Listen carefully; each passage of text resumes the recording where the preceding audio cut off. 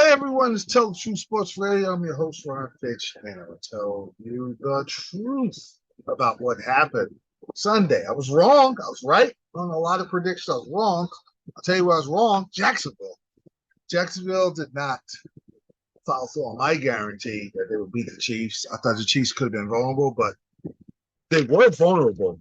But when you have an opportunity to put the champs away and you don't, the champs will come back regardless of how they play against you. And that's what the Chiefs did. Jacksonville had a number of times to get in the end zone, and they didn't. They blew an opportunity. Karlitis had a big sack. I'm going to give kudos to the Chiefs defense. And this is where I underestimated that the Chiefs defense, they play good against the Lions, they play really good against the Jaguars and a high-powered offense. And Chris Jones was fantastic. He had a big sack on fourth down when Jacksonville was driving in the first half. Kansas City fumbled, and it looked like Jacksonville was going to get a score when Watson fumbled. And Jacksonville fumbles right back when Chris Jones grabs Lawrence, and his arm goes, the ball goes laterally. It's a backwards pass. It's a fumble recovery. Then there's opportunity to score, and they only get 3 out of it. It's 3-0 Jacksonville. Then finally, the Chiefs wake up and have a nice drive where they score a touchdown. And then Jacksonville has another opportunity down the field before the end of the half, and they only get 3 out of it.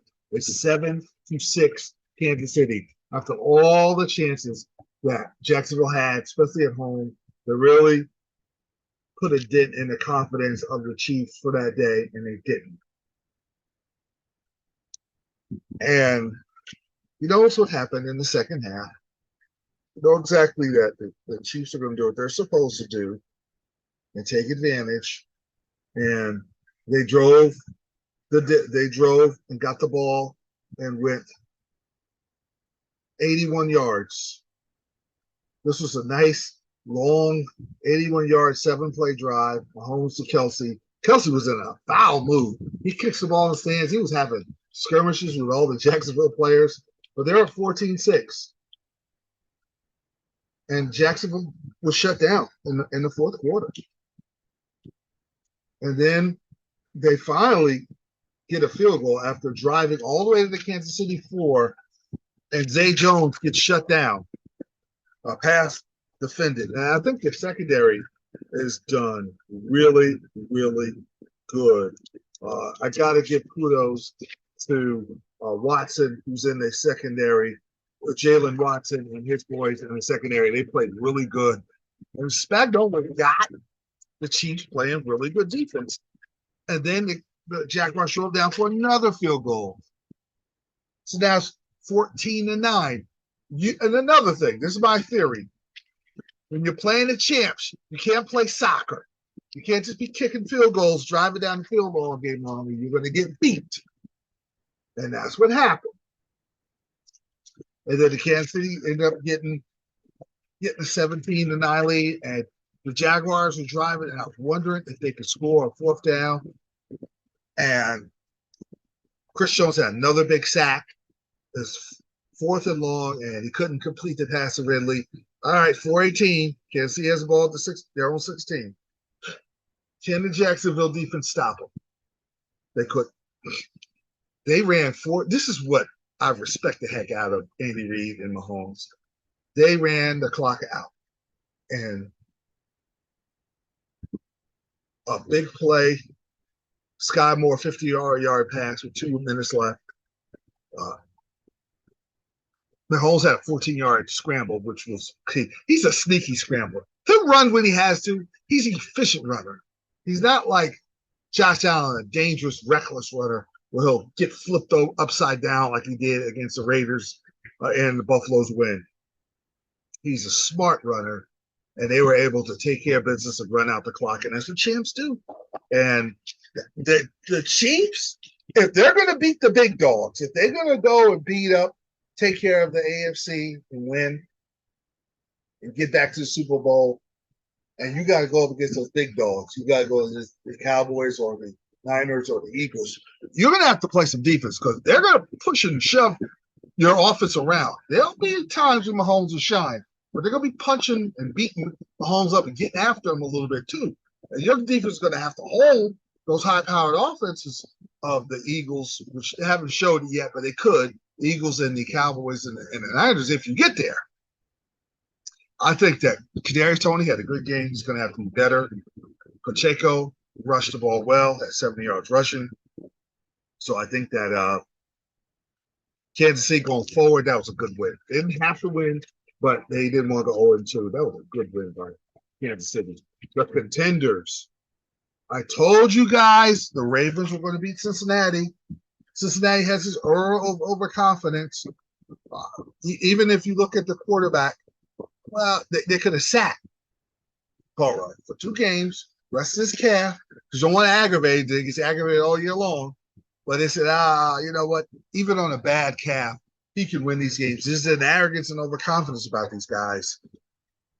And then they stay in the same formation. So Baltimore's defense knows that Higgins and Boyd and they just line up, no extra formation. They figure they can just line up and just beat you by their same formation and run Mixon. And Baltimore did a good job. But what makes Baltimore a contender, I'm not saying they're going to Super Bowl, but I put them in possible contender mode, is how efficient that Lamar Jackson was. I've been a Lamar Jackson guy that I've liked, and I've been critical of him because he doesn't make those Super Bowl throws, the championship type throws that you need. I know he can run, and he was MVP, but their system was a little prehistoric. That's a little more modern. And now Aguilar, and you have Odell. Odell didn't go crazy today, but boy, if Odell gets going, you better watch out. And Gus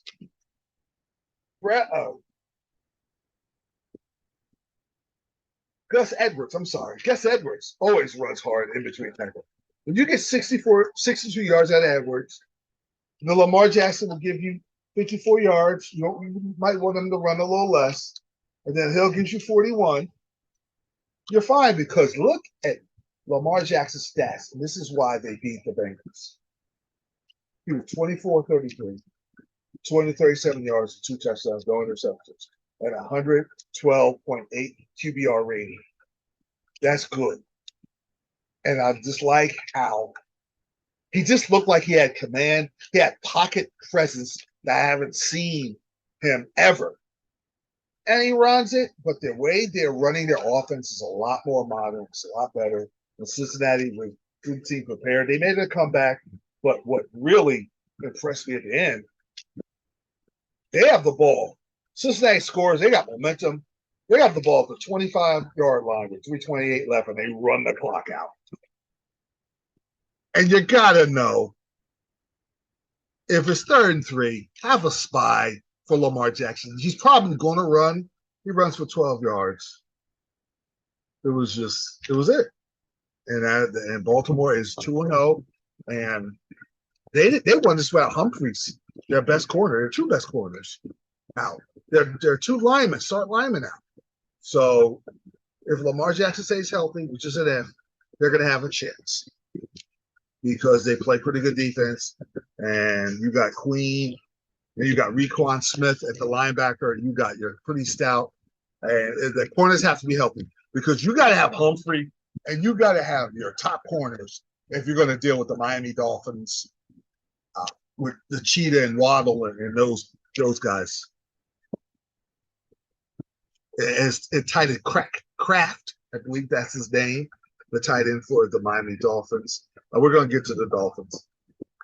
Good grinded out win against Belichick and the Patriots. Belichick backed away most of the game, and he let Mostert run. And what I like what Coach McDaniel did, he took what the Patriots gave him the whole game. They kept it close. They kind of made a couple of mistakes here and there that allowed the Patriots to get close, but Tua was solid. The one thing I'm worried about Tua, though, if you're going to play the Chiefs, they're going to have they got the Cowboys on their schedule. And if you're going to play the Chiefs in the playoffs, you're going to have to beat the Bills and Buffalo. But one thing Tua's got to do, I don't know if he can, a lot of times there's opportunities where Waddle and Cheetah, Hill, Tyreek Hill's going down the field sprinting past the man, and he's throwing that ball up in the air, and it won't, and he can't make it all the way there. I mean, they're for 50, 60 yards, and it kind of stays in the air, and sometimes the defender can catch up. And between this year and I saw it last night, I saw about 49 points that they left on the table that they could have had where the Cheetah and Waddle was streaking way past the defender, 10 yards past. If he can had enough arm strength to put it on the money as a touchdown. I hope because of his new strength, it kind of worked out. I'm hoping because I love watching this guy play. I hope he can get it. They don't want to waste that because you can't do that in Buffalo. You definitely can't do that when you're playing the Cowboys because you're going to get hit. And there ain't going to be a lot of opportunities there. And the Cowboys do put extra pressure, and they take a lot of chances with their secondary because you only got 2 or 3 seconds to throw. So there's going to be opportunities for Hill and Waddle to get down. But you can't miss that because you're not going to get too many other times because you're going to be on your backside with Parsons coming after you. So whenever you get a chance to get that ball up in the air, get Waddle and you're playing the Chiefs and the Cowboys and maybe the 49ers, you get to the Super Bowl, you better cash in on that. I'm just giving you a fair warning. Everybody listen. Remember what I said about that. I love how they're playing. Mostert had 121 yards. Belichick said, I'm giving you 121. And they took it. And Coach McDaniel was super smart. He took what they gave him and did what they had. River Craft. Tight end, very good. I hope I got his name right, but he is solid. I'll tell you something I like about the Dolphins. They're a little better up front to stop the run, a lot better. And I love Van Ginkel. I love Wilkins. I love those and Bradley Chubb up front. And they're missing their other star pass rusher. When he comes back, watch out for Miami. Miami and Baltimore and Kansas City, I saw are the 3 contenders in the AFC, what I like. Really very, very, very impressed. Now, the team I thought was a contender to just do it. They had the Chargers have this Charlie Brown thing. I love their defense. I love their offense. There's stars everywhere. They're always underachieved. I don't trust their coach at all. And they're back and forth with the Tennessee Titans. They have a chance to finish the Titans off in regulation. And they have the ball. It's 24-21. They have the ball at their 25-yard line. And they get all the way to the 11-yard line and cannot score, and they sell for a kick. So it's 24-24. They get the ball in overtime. At least get a field goal. At least make the Titans have to score or get a field goal to tie or score to win. They go 3-and-out. With Herbert, I understand that Austin Eckert wasn't there, so you don't have the running game you don't believe. You better pay Austin Eckert. Okay. You saw that in this loss to Tennessee. You're a little better than the Titans. Titans aren't bad, but the Chargers are supposed to be a contender. They're 0-2 now. And went 3-and-out, and the Titans went right down the field and won the game. And that's the AFC landscape that I see right now. Looks like it's Miami. Buffalo did win. They were less reckless. The defense, I think when Von Miller comes back, I'll take another peek at Miami. They're a playoff team. I'm not going to put them as a Super Bowl contender with Josh Allen always being reckless. Kansas City, Kansas City. Baltimore is the playoff teams. Cincinnati can still be a playoff team, but the way they talk, they act like they assume they're going to be in the Super Bowl every year. You can't be like that. You got to be hungry and humble when you're trying to win. And Jacksonville's going to win that division. So there you have it as far as the AFC landscape is concerned, and I'm going to get to the NFC in my next segment. All right, NFC, who's better, Cowboys or 49ers? The Cowboys and 49ers are staring at each other every Sunday. I was talking to my brother-in-law. You got the scoreboard watch. It used to be years ago when the Celtics and Lakers were playing each other in the NBA Finals. Bird with scoreboard, see what Magic's doing. Magic will see what Bird's doing. I think if the season's going the way it's supposed to, I want to see what the Eagles are doing. I don't want to throw the Eagles away. But it's just looking like the 49ers and Cowboys are going to be looking at each other. Let's see what they did. Let's see how they beat this team. Let's see how they played. Let's see how their quarterback did. Let's see how McCaffrey did. Let's see how Pollard did. Let's see their secondary. Let's see if Bosa it can get up to where Parsons is. Who's better? Bosa, Parsons. Who's better? With the linebackers that the Cowboys have, the secondary, the 49ers have one of the best safeties in football, but the Cowboys have a good secondary. You have Diggs at corner. So it's very fascinating. And the Cowboys, it was a gentleman's beating of the Jets because it could have been worse, but they were settling for a lot of field goals. They won 30-10, and they terrorized Zach Wilson like I thought.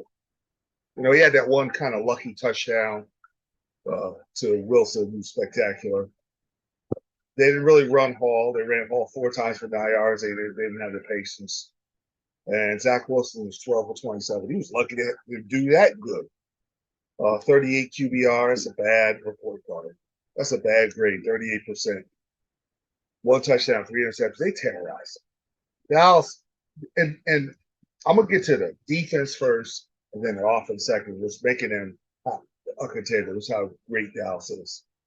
C. Lamb, and they didn't put Sauce Gardner on C. Lamb at one time. I'd had Sauce Gardner guarding C. Lamb the whole way, but they looked like they played his own, and they picked that zone apart. And I'll get to that. But you look at Dexter Lawrence, and you look at Golston, and then you look at Odiguzawah, Odiguzawah. Super. He is a difference maker. If the Cowboys get to the Super Bowl, because he is so tough in the middle, when you can run on the Cowboys a little bit less, you can't run on them now.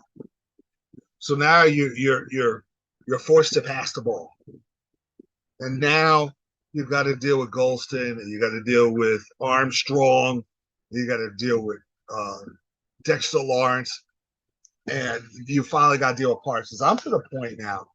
You got to give Micah Parsons a Kobe Bryant treatment. You got to double them. And unfortunately, I got to let Lawrence and those other guys, I have to single them and just maybe my quarterback, I have 2 or 3 more seconds to throw. Because if you don't double Parsons, you got 2 seconds to pass. 1, 2, sack. 1, 2, pressure. 1, 2, forced interception. That's what you're doing. That's the kind of time you have. And no quarterback wants to deal with that. I just think because he's so great at this point in time that you got to block him. You got to double team him, maybe triple team him. Make Dallas have to go. When they play New England, I think Belichick's going to do that. Because Belichick always tries to take away your top player. And right now, the best player in football is Micah Parsons. He's going to be the defensive player of the year, but will he be the MVP? He'll be up there with Mahomes and all the other players. So that's the problem. That's a conundrum you have. In Dallas, you can move on them if you have time because they're secondary. They take chances because they can take chances. You got 2 or 3 seconds left. You could jump short routes. You could be aggressive because you don't think that quarterback's going to have that much time to throw the football. Which you're right. So that's what makes the Cowboys great. Now, what Mike McCarthy's doing as a play caller is he simplified it. Pollard's going to run the ball. They're going to be very dedicated to Vaughn and run. And then they're very efficient. He had a 112 rating, 0 interceptions, 2 touchdowns, 31 of 38. Everything's pretty basic. They pound you with the run game. And they allow CeeDee Lamb and Pollard and those dudes to eat. They missed the tight end. They're going to have to get that tight end play a little better. But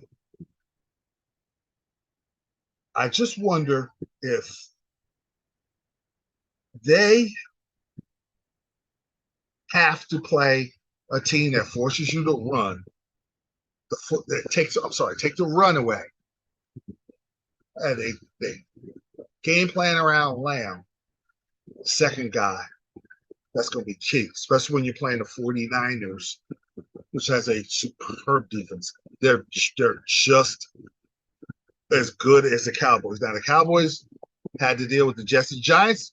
Nice comeback by the Giants. So it wasn't a bad. It wasn't that. They poo-pooed that win, 40-0 win, but the Giants came back in the Cardinals. And the Cowboys got the Cardinals next week. They're going to destroy them. And the schedule does get tougher for the Cowboys. They have New England at home. Belichick will try to scheme. They'll end up beating them at Frisco. That's the game. San Francisco, Sunday night. The game. You shut everything, the whole sports world shuts down. And we're going to be concentrated on the Niners and the Cowboys. And then you got the Chargers. What if the Chargers decide to play their potential? And the Rams, they should kill. And then the Eagles. That's at Philadelphia, another challenge. And I think that following Sunday, when they play the Giants, they'll beat the Giants, but it'll be a very close game. The Giants, I think it's a robbery game. The Giants will play much better than 40-0. I'm going to tell you right now, I'm not going to pick the Giants, but don't be surprised when that's a close game. Now, the 49ers, it was a rivalry game. The Rams gave them trouble, but it's a rivalry game. I thought about it, and they did what they had to do on the road, 30-23.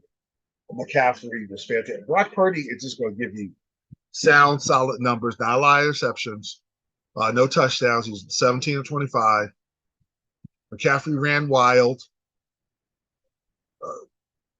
with 116 yards. Deebo Samuel's going to give you 38. And that jet sweep they like to run. They like to give it to him in the passing and the running game.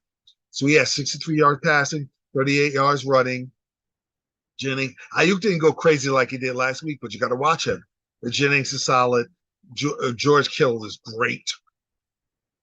So they have all types of weapons. Their defense is ridiculously good. You know, Armstead, Hargrave up the middle, Fred Warner were the best linebackers in all of football. Ward at the cornerback position, who's pretty solid. And one of the best safeties in the league, and I got to try to pronounce this correctly, Tulona Hufanga. Talona Hufanga. Remember that name. One of the best safeties in all of football. And you're going to need that when you're playing the Cowboys. My mindset is I'm going to concentrate on the Cowboys and 49ers when it comes to the NFC. I want to see the Eagles. Philadelphia, you better step your game up. You want to get up to these guys' level. I know you're the defending champs, but you didn't win the Super Bowl. You got to get back. It's going to be real hard to get back playing these monsters. But the Cowboys and Niners, there are going to be questions in this game. When Pollard's not running wild and they're not getting 3rd and 4, which is very difficult to deal with the Cowboys because they're very good at that. If it's 3rd and 13, Dak's got to make a play against that defense. And Bosa's coming off the corner, and they're coming after him, and Warner's coming after him. But they're playing that physical brand of football. Can Dak make throws where CeeDee Lamb's not open? And you got to go to your second read, and you got to go to somebody else. You got to make that play to keep those chains moving. Can Dak make that? That's going to be my question, and not make the bad mistakes he has made. Because he's beaten up on teams that they're better than, but now you're playing this 49er team in October 8th. You're going to make the mistake.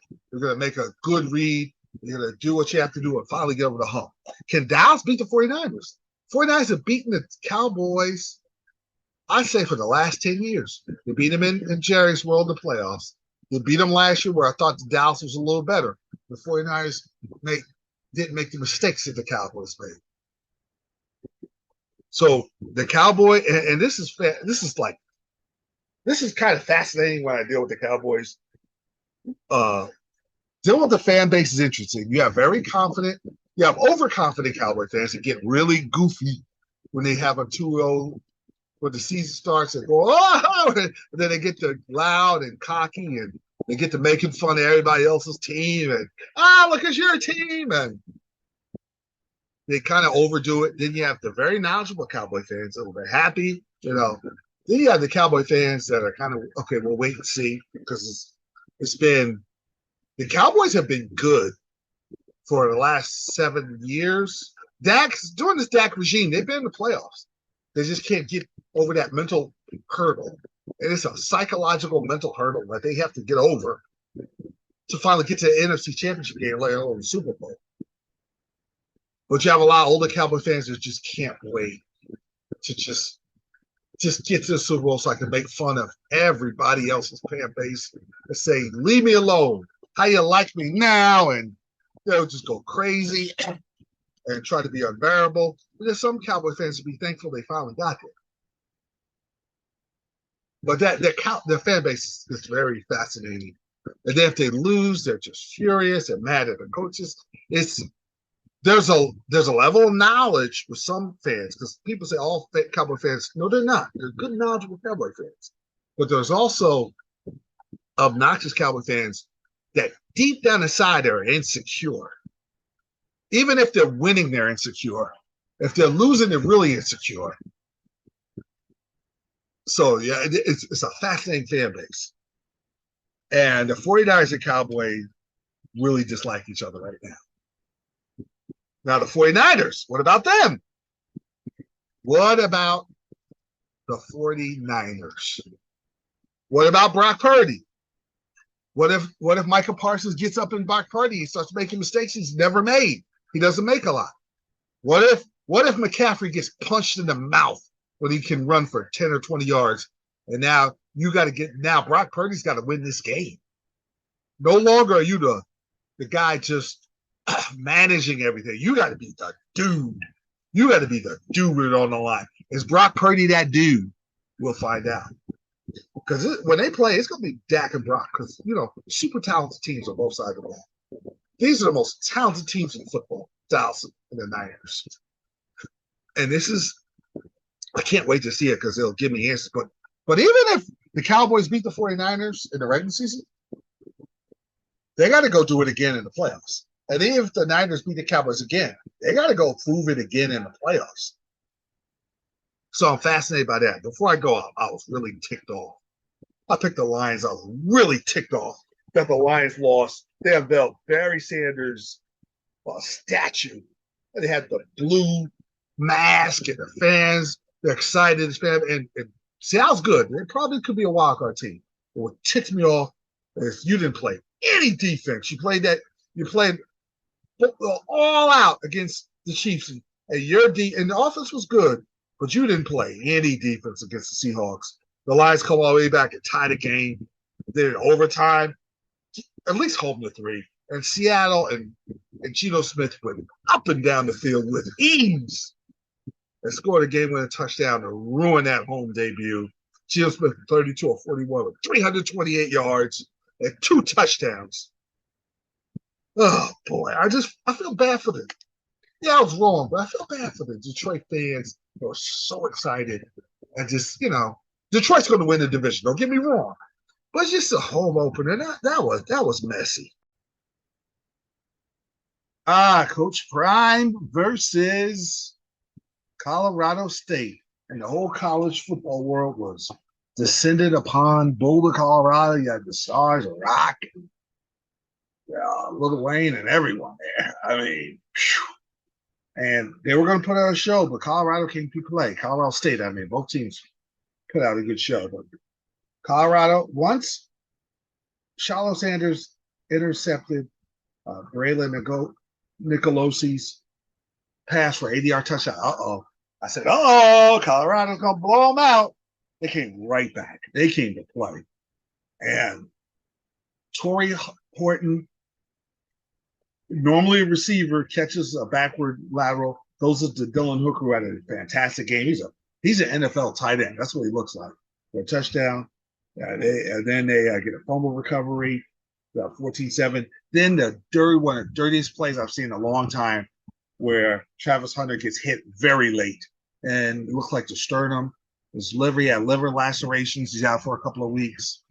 That was dirty. That was bush league. And I'm going to get to Coach Norvell and his sanctimony, this nonsense toward the end. But I want to talk about the game. It was a great game. They're going back and forth. Colorado scored.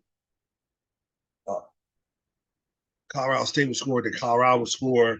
And then Colorado was trying to pull away, and they had a fumble when they were driving, and then they missed an easy field goal kick.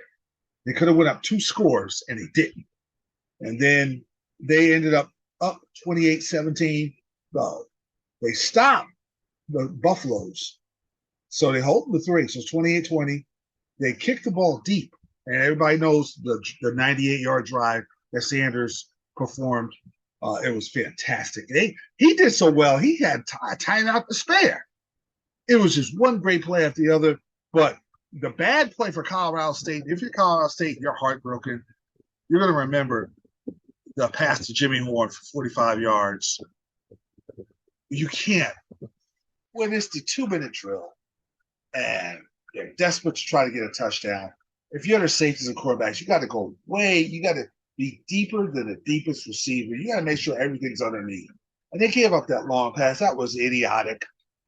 And that was a great play. Now, can he make the 2-point conversion? And he does, to Michael Harrison, who had the tight ends played great. Both tight ends played great. Michael Harrison made play after play. Michael Harrison caught the 2 touchdowns in the overtime. They go for the 2-point conversion, and which was smart. And then Colorado couldn't tie the score. Once they got the 2-point conversion, I knew that the Buffaloes were going to win. Ended up winning. Shedeur Sanders doing what he does. He was 38 of 47, 348 yards, 4 touchdowns. And they don't. Now I'm going to talk about the issues with Colorado, but Nicolosi he threw for 367 and 3 TDs, and the one play by Hooker, the pass to Hooker looked like one of the great passes. It was in coverage. He threw Hooker open, and he scored. That was amazing. Colorado State played way over their heads. They might be a good team, but they were on a mission, and their mission came up a little short, and Colorado won. But I didn't like that dirty play because that Hunter can't play. He's out for 3 weeks against Oregon, against USC at home, and then against Arizona State. And this is, if it was a clean hit and he's out, okay. I don't mind physical football, but dirtbag football is bad. That's on Jay Novell. And I agree with Deion Sanders when he says, when Coach Prime says, listen, if they the one, he'd have been unbearable. He'd have been classless and stupid, Jay Novell. And I don't want to hear about the way it's dirty and all the 15-yard penalties your team had, and then that dirty play where you hit Travis Hunter way late. That was on purpose. And the kid was a senior, so he was on the mission to do something dirty. And you condone that garbage? You're talking about some sunglasses and perform what your mom did your mom teach you how to teach your kids how to play with? Were you raised that way? Were you raised that way where you have your players play dirty football? I thought you were raised better than that. I don't want to hear that sanctimonious garbage. But kudos for Deion there. Now Norvell had his team ready to play. I'll give you that. But when you're sanctimonious, I come after you. I come after you hard. I don't like that garbage in life and in sports. So I don't want to hear from him. Please. But that's going to hurt. And it's the problem with Colorado. The defense was a sieve. Travis Hunter makes plays that saves their bacon. They have no pass rush. They gave up touchdown after touchdown after touchdown. Even in overtime, they just Colorado State scored right away. Deion was smart with the 2-point conversion, put a little pressure in the minds of Colorado State. But going forward, it's going to be hard. Now, I thought maybe the Oregon coach would not say anything, and maybe they'll keep it low key. But I hear a comment. The coach of Oregon is like, what is Herring? What is Colorado ever won? They're nothing. They're nothing. Now it's more bulletin board material. I don't know if it's enough because they don't have without Travis Hunter. It's gonna be hard. But if Shedeur Sanders have the ball at the end of the game, they're gonna win. I anticipate Oregon maybe winning on the road, but now, what's up with these coaches? taking shot after shot after shot. Do you even know Deion? I mean, jeez. But I just think now Lincoln Riley's not going to do that. He's classy. He won't say a word. He'll be like, Deion's not going to have a great program. We're looking forward to playing Boulder. Lincoln Riley's not doing that. He's not that stupid. But it's going to be hard. Even if it's all the trash talking that guy, Coach Dan Hare made, it's going to be hard. Bo Nix has been there, done that. 5th-year senior for Oregon. I hope Colorado wins because this story is very fascinating, but in my head, I'll probably pick Oregon to win. But that's what, like, Deion said the most profound thing all week when Coach Prime said, listen, we got to get 6 or 7 dogs up front on offense and defense to get a little stout. And another thing, they got to get a big back, a bell cow back that you can give it to give Shador a break. Their backs are a little smaller. They're a little small because Deion just started this program. So he's going to go get bigger guys. And because they won this game, because they see The Rock on the sideline, because of Lil Wayne, and most importantly, Michael Irvin and Warren Sapp, you got Tom Brady gonna be there teaching Shador. So you got Deion with the way he can recruit and how charismatic he is and how he appeal to the parents. They'll get their dogs next year. Beat them now, because you might not beat them in the future. The only smart guy out of this is Nick Saban. Nick Saban stayed Deion's friend. Nick Saban's smart enough to know I'm not going to poke this bear and say something stupid to lose my recruits. I want to keep getting good recruits, and they know that I'm doing commercial with Deion. That's smart. That's why he's won all those national championships. You see these guys that never win nothing, they make these stupid comments. And lastly, Shador Sanders, he's got another year left. Shador Sanders is NFL ready. He looks off the secondary. He's smart. He knows how to make 3. He knows how to go to his 3rd progressions. He knows he scrambles when he has to. He's like Mahomes. He scrambles when you have to scramble, but he likes to sit in the pocket and wait for everybody to get open. He knows how to throw guys open. He's super clutch. He's extremely poised, and all his emotion, all that. He has a lot of poise, so he doesn't get to his head. Even when Hunter got hit illegally or dirty, which he still got thrown out of the game, he got mad, but he got back in the huddle and threw a touchdown pass. Hey, I'm going to tell you, I'm going to make another prediction. Next year, he'll be the top quarterback in the draft. He's got the height, he's got the size, he's got the arm, he's got the touch, he's got the knowledge of the game of football. That's the guy I'm looking at. But for now, it's going to be a tough game, and they got a tough road ahead. Now you're into that deep Pac-12 competition. I just wonder how these coaches are going to start to react now.